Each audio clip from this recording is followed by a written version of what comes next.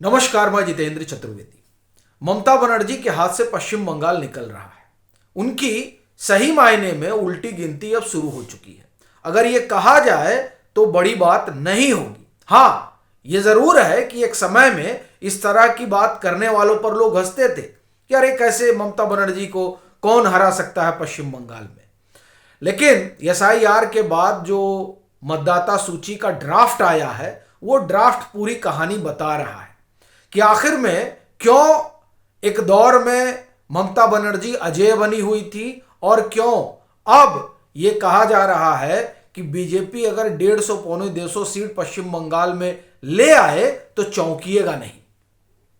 अब सवाल यह है कि उस जो मतदाता सूची का मसौदा है उसमें है क्या, ये थोड़ा समझेंगे और उसी से यह बात भी समझ में आ जाएगी कि आखिर क्या वजह है कि ये जो एसआईआर की प्रक्रिया शुरू हुई इसका विरोध विपक्ष खूब करता रहा। खूब कोर्ट कचहरी हुई, तमाम तरह के विमर्श खड़े किए गए और बताया गया कि साहब वोट काट दिया जाएगा, भाजपा अपने वोटरों को जोड़ना चाहती है। यह सब कहानी रची गई, लेकिन बिहार में भी उसका हासिल कुछ नहीं हुआ और अब यही पश्चिम बंगाल में भी दिखाई देगा। इस तरह के संकेत साफ नजर आ रहे हैं।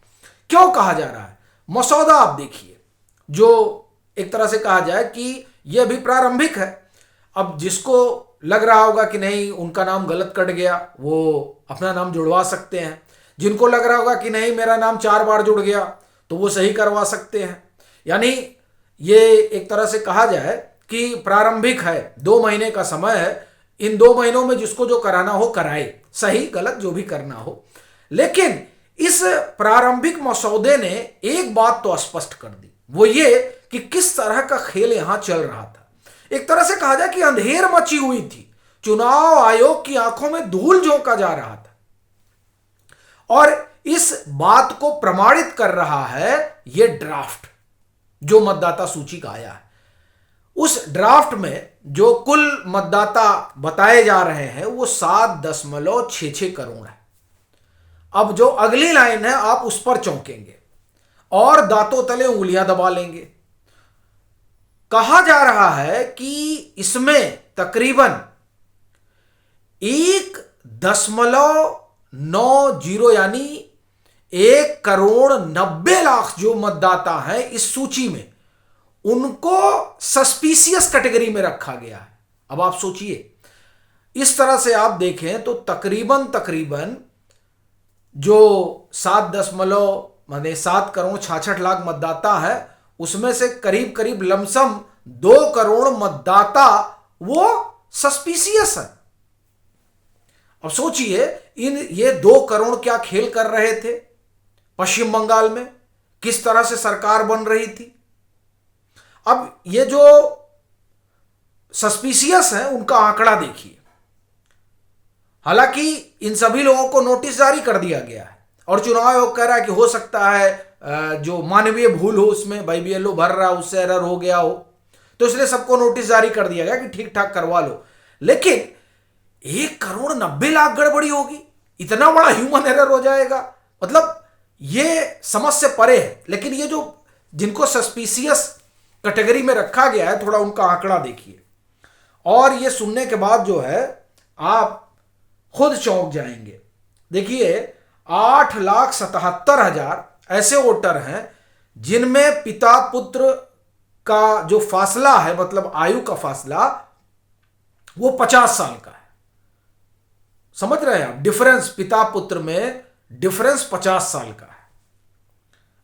अब आगे चलिए भाई, इसको आप इस तरह से समझिए कि भाई पिता पुत्र की आयु में जो डिफरेंस है वो 50 साल का चल रहा है। अब ये कैसे मुमकिन है? ये अपने आप में बड़ी चीज है।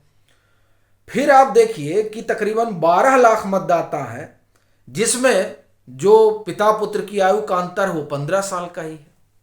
कितने? 12 लाख मतदाता ऐसे हैं। फिर देखिए 40 जो है, ये दूसरा जो इसमें आंकड़ा है वो जुड़ा इस बात से है कि तकरीबन ये जो 3 लाख मतदाता हैं जिनमें दादा और पोते में एज डिफरेंस 50 का है। अब ये समझ में नहीं आ रहा है कि क्या चल रहा है। 85 लाख ऐसे मतदाता हैं जिसमें या तो पिता का नाम मिसिंग है या फिर पिता का नाम जो दिया गया है वो रिकॉर्ड से मैच नहीं खा रहा है। यही नहीं, तकरीबन 20 लाख मतदाता ऐसे हैं जो 45 प्लस हैं और वो पहली बार मतदाता सूची में जुड़ रहे हैं। इस तरीके का कहें कि पूरा खेल चल रहा था।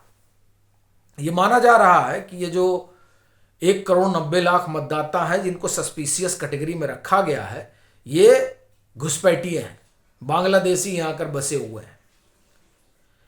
अब इन पर ऐसा नहीं है कि मतलब इन सब लोगों का नाम शामिल किया गया है और इन सब लोगों पर अब पड़ताल होगी। पड़ताल का मतलब आप आइए और अपना जो है अथेंटिकेट करिए कि हाँ नहीं ये गड़बड़ी नहीं है या ऐसा नहीं है।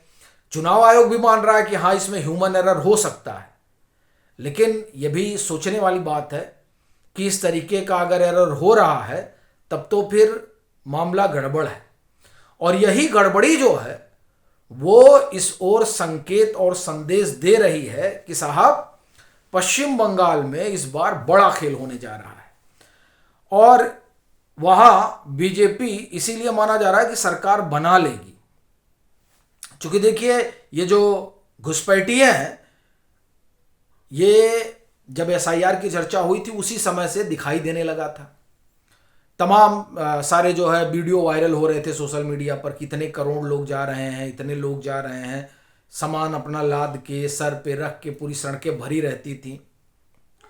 वो सारा दृश्य लोगों ने देखा है। संकट क्या है कि इस एसआईआर का विरोध जो है वो टीएमसी खुलकर कर नहीं सकती है। एक तो पहले से उसके ऊपर तमाम तरह के आरोप हैं। अब अगर आप इसका खुलकर विरोध करिएगा तो जो वहां के मतदाता हैं वो नाराज होंगे, यानी जो इंडिजिनियस मतदाता हैं जिनको घुसपैठियों से समस्या है। और ये देखिए ये बड़ी चीज है कि जो भी घुसपैठिए हैं उनसे स्थानीय लोगों को दिक्कत है, इसमें कोई किंतु परंतु नहीं है। इसलिए भी देखिए कि इस एसआईआर का उस तरीके का विरोध जो है वो नहीं देखा गया जिस तरीके का होना चाहिए था। भाई देखिए एसआईआर के विरोध में तो राहुल गांधी चले गए थे बिहार में यात्रा वात्रा निकालने, तो यहां क्यों नहीं यात्रा निकालने हैं? यहां भी यात्रा निकालना चाहिए था, यहां भी पद यात्रा करनी चाहिए थी, लेकिन देखिए वो सब नहीं दिखा यहां पे। और बड़ी चीज देखिए कि ये जो एसआईआर हो रहा है और जो अब ये प्रारंभिक सूची आई है, ये प्रारंभिक सूची बता रही है कि किस तरह से अपने राजनीतिक हित लाभ के लिए क्या क्या किया जा रहा था और किस तरीके का खिलवाड़ हो रहा था। ये तो सीधी सी बात है ना।